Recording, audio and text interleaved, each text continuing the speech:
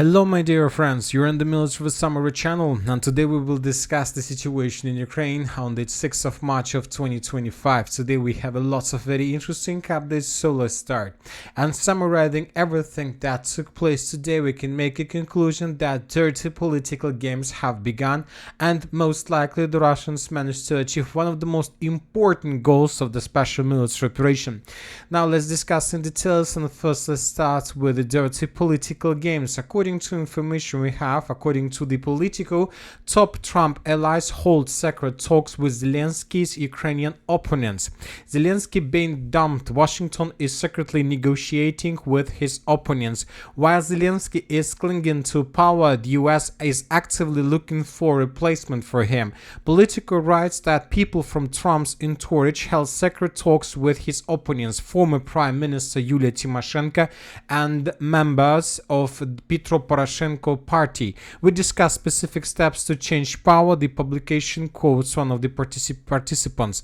According to Politico, the conversation was about the possibility of an urgent presidential election, which is currently frozen due to martial law. The US is confident that Zelensky will not get the required number of votes. Ukrainians are tired of hostiles and corruption. So according to information we have, according to this piece of news, the United States of America currently has two candidates to replace Zelensky. Once again, this is a former Prime Minister Yulia Tymoshenko and the former President of Ukraine Petro Poroshenko. So, but we understand, and Trump understand obviously this very well, that who controls the President of Ukraine controls Ukraine itself. So that's why the Europeans are looking for a candidate from their side to replace Zelensky. And when talking, for example, the United Kingdom, most likely they believe that the former commander-in-chief of the armed forces of Ukraine and current ambassador to the United Kingdom, Valery Zelensky, can be this person. So today, for example, this man stated that the United States of America is destroying the world order, and he during the previous weeks, months, he published lots of different political updates and political statements, and obviously he is going to probably fight for the presidency of Ukraine in the very near future. But when talking about Europe, more precisely when talking about France, we believe that Macron is going to probably make his takes in favor of Zelensky, because currently, as we understand, France is the side that controls him. Basically, France is the side that controls Ukraine itself. So as we understand, and most likely the Western countries will not allow the Russians to join this election process, but maybe the Russians don't even need this, because if Russians started or joins this process, most likely this will unite London, Paris and Washington all together against the Russians. But if the Russians decided not to join this election, not to join this process, most likely we're going to see a lot of clashes between Washington, London and Paris, between candidates, which means that there are going to be very heavy clashes between the secret services of each country and between leaders. And this is exactly what the Russians wanted, probably not even since the beginning of the special military operation, but after the fall of the Soviet Union, to find the solution, to find the way how to fight these countries between themselves. Now let's move further and let's discuss the situation on the ground. We continue receiving different updates about the intelligence information. The Economist's Oliver Carroll's report that US stopped transmitting intelligence to Ukraine at 2 p.m. Kiev time, including target destination for the HIMARS missile systems. You know that during the previous days I got a lot of emails from subscribers where they were saying that these updates about intelligence information are just fake. The United States of America didn't stop sharing the intelligence information with NATO, which means that Ukrainians currently don't receive information from the US primarily, but they continue receiving the same information from NATO. So this is one of the messages I got using emails, via emails, so maybe this is the reality. Anyway, sooner or later we will understand where is the truth.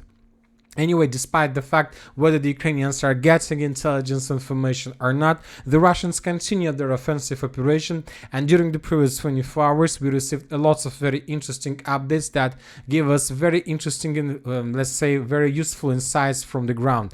And first let's talk about the Sumy direction, where the Russians, as a result of offensive operation, managed to establish complete control over the main supply lines that go from the city of Sumy towards the city of Sumy. For example, this is one of the most important videos. In this video we can see how the Russian drone was flying towards the main supply road between the city of Sumy and the Sumy region, and in this video, at least in this video, we can see 1, 2, 3, 4, 5, 6 vehicles that were destroyed, already destroyed.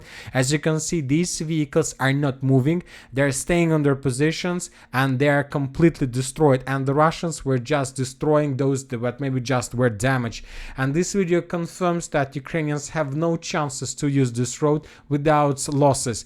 And almost the same stories, the same pictures we've been receiving during January and February along N07 road, which means that indeed the situation for the Ukrainians is very critical.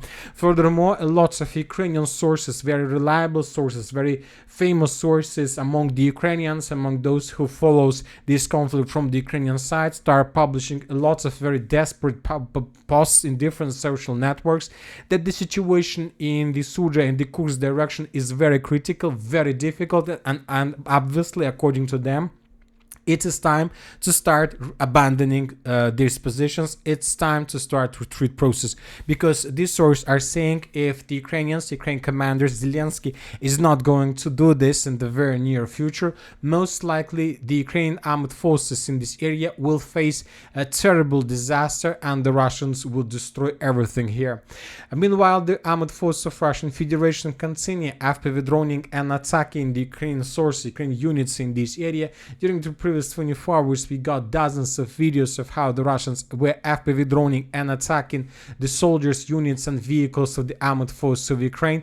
Probably this is the area where the Ukrainians suffers the hugest losses. You know that since the beginning of the special military operation, the most bloody battle was the battle for the city of Bakhmut, but we believe that the Sumy direction is going to be the place number one where the Ukrainians, both the Ukrainians and the Russians, most likely will suffer the heaviest losses. Furthermore, the Russians continue bombing and attacking the main lines. They continue bombing this, they continue this process, preparing the foothold before the beginning of another offensive operation. And during the previous 24 hours, several sources, including pro-Ukrainian sources and pro-Russian sources, reported that the Russians managed to improve their position significantly to the west, in the western direction from the river of Psol. So, summarizing everything once again, the Russians managed to improve their position significantly to the west of the village of Kurilovka, and the Russians are about to approach and to cross physically the road between the city of Sumy and the village of Guivo. We're talking about this small territory. If this information is correct, then the situation for the Ukrainians become at once completely difficult and impossible. Now let's move further and let's discuss the situation in the northern Kupiansk direction, where we have very heavy clashes between the Ukrainians and the Russians. During the previous several days, we've been talking a lot about Ukrainian counterattacks on the Ukrainian side of the river of Oskil, where the Russians during the previous months managed to improve and to create a very powerful foothold between the villages of Fyogolevka, Dvorechna and Zaporizhzhia. And the second day in a row we continue updating our map in Ukrainian favor. Basically, we are turning the contested area into area under complete Ukrainian control based on different sources, and we see that Ukrainians are trying to force the Russians to fall back from this territory. But on the other side, on the other hand, we continue receiving very interesting updates from the Russian sources, and several pro-Russian resources reported that the Russians managed to improve their position significantly in the area of the village by the name of Kamenka, that is located in the vicinity of the border, around the border with the Russian Federation. This information was provided us mainly by pro-Russian resources without any confirmation with video or geolocation, but Even this report is not the most important. Several hours ago, one pro-Russian resource reported that the Russians, as a result of offensive operation, managed to cross the river of Oskil in the western direction from the village of Kruglyakivka and to take under complete control several buildings and streets on the Ukrainian side of the river of Oskil on the territory of the settlement by the name of Sinkova. If this information is correct, then this is the beginning of complete disaster for the armed forces of Ukraine, because we understand. And by the way, I'll remind you that several weeks or months ago we're talking a lot about this situation. Now we see the plan of the Russians. They are planning to attack the city of Kupiansk from the north along R79 road, and most likely the Russians are going to do the same from the southern direction. And the main goal of the Russians, of course, is to cut and cauldron those Ukrainians that are currently located in this pocket. And obviously there are significant number of soldiers. There is significant number of soldiers in this area. Anyway, as for now, we don't have geolocations that can confirm the Russian presence on the Ukrainian side. But once again, if this information is correct, and once again, I'll repeat you, this information was provided us by very reliable sources, then the situation is very difficult for the Ukrainians. Now let's move further and let's talk about the southern Kupiansk direction, about the Liman area. According to information we have, the Russians continue clearing this territory. Lots of drones from the Russian side are flying above these territories, trying to find Ukrainian positions and to destroy them. So we see that the Russians took this area under siege, and the main purpose of the Russians is to exhaust the Ukrainians as much as possible without food, water and supply. Now let's move further and let's discuss the situation in the Chasiv and Toretsk directions. The Russians continue their offensive operation in the vicinity of the city of Chasiv. The Russians published several videos that confirm how the Russians heavily tried to press the Ukrainian positions, but as you can see, without any changes. On the other side, the Ukrainian sources continue publishing, and neutral sources continue publishing reports that Ukrainians during the previous 24 hours managed to achieve some results in the area of the city of Toretsk. Basically, the northern mine was recaptured by the Ukrainians.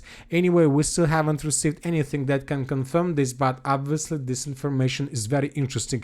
If indeed the Ukrainians manage to restore control over the mine, this might be the beginning of a very, very interesting and very, very terrible situation for the armed force of Russian Federation in this area, because the Russians, and most likely from the Russian side, almost everything was ready to begin offensive operation in the direction of Konstantinovka, where the Ukrainians still try to build additional defenses and trenches, but everything that Ukrainians start using in the fields is being destroyed by the Russians. For example, in this video we can see how recently the Ukrainians were trying to build another stronghold between the city of Konstantinovka and the city of Chasiv, but as you can see, another piece of engineering equipment was destroyed by the Russians.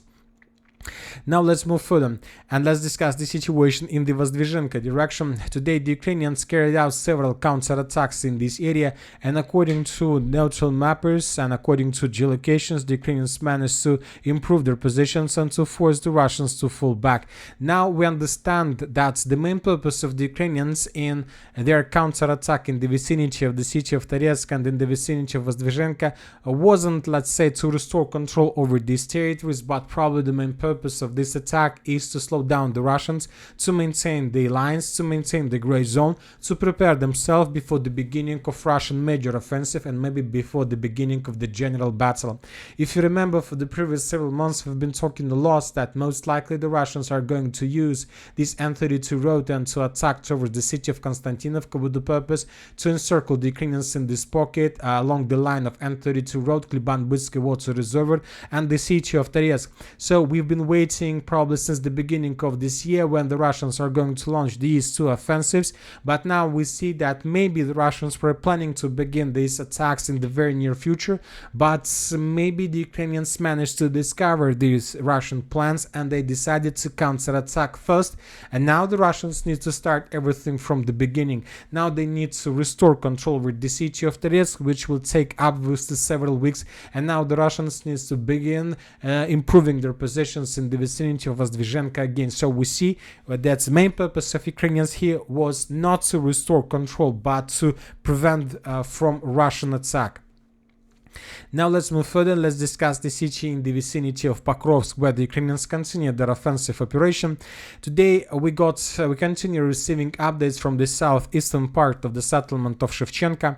If you remember, during the previous 2 days, the Ukrainians made lots of attempts to answer the settlement and to cut the Russians from supplying support, and the Ukrainians managed to land infantry. Ukraine infantry took positions around this area, abandoned their vehicles, and now we see in the video how the Russians were destroying abandoned Ukrainian vehicles, and after the vehicles were destroyed, Ukrainians lost possibilities for evacuation. Currently, the sources are saying that the Russians are trying to clear this territory by attacking this area from many directions.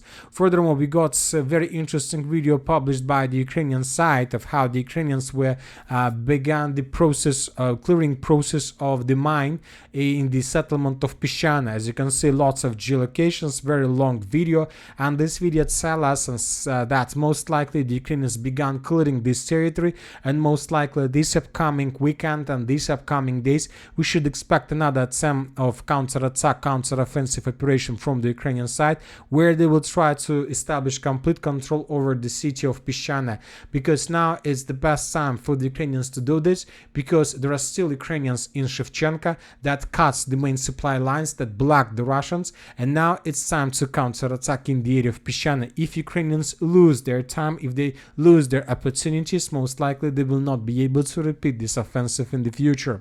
Now let's move further and let's discuss the situation in the Bogatyr direction. Today, the Minister of Defense of Russian Federation reported that as a result of clashes, the units of the Group of Forces Center managed to establish complete control over the settlement of Andreevka. If you remember, yesterday the pro-Russian resources published a video with a significant number of flags in the area of Andreevka, and there were lots of reports, not yesterday but on the 4th of March, the video how the Russians were taking the settlement under complete control, and just 2 days after the Russians confirmed this information.